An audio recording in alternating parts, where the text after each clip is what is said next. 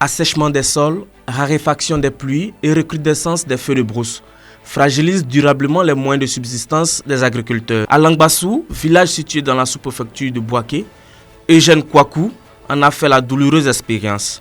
Sa plantation d'anacadier, d'une superficie de près de 3 hectares, a été entièrement ravagée par un feu de brousse.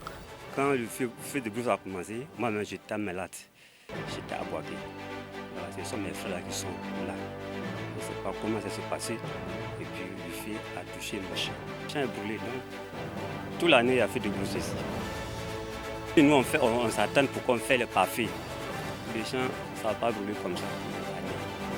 Comme Eugène Kouakou, plusieurs autres producteurs du village ont vu leur champ parti en fumée, compromettant ainsi une saison agricole déjà incertaine. Face à l'ampleur des dégâts et afin d'éviter de nouveaux sinistres, un comité villageois de lutte contre le feu de brousse est mis en place. Il y a des gens qui vont faire des pare-feux sans avertir les autres.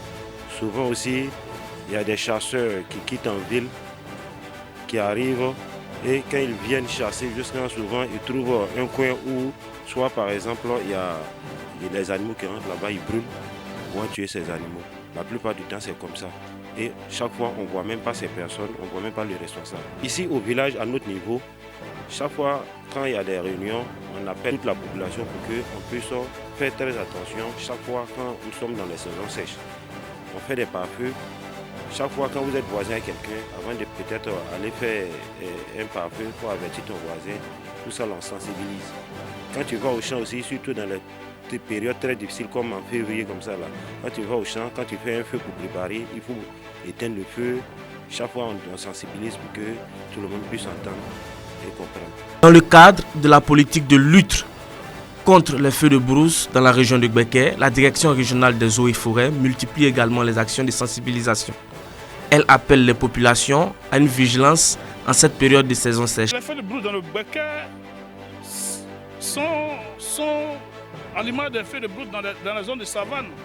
Voilà, chaque année, il y a des gens qui, par mégarde, mettent le feu à la forêt, mettent le feu à les plantations. Voilà, donc la seule chose que nous pouvons faire en tant qu'autorité forestière, c'est de continuer la sensibilisation. L'appel qu'on peut lancer aux populations, c'est d'être prudent, c'est d'éviter d'aller en brousse. Avec le feu, la meilleure méthode d'éviter les feux de brousse, c'est de sensibiliser. Le code forestier, en son article 102, 103 et 104, réprime les pyromanes. Alors que le changement climatique accentue la vulnérabilité des sols ruraux, prévention apparaît désormais comme une urgence collective. Condition indispensable, protection des exploitations agricoles et à la sécurité des communautés villageoises.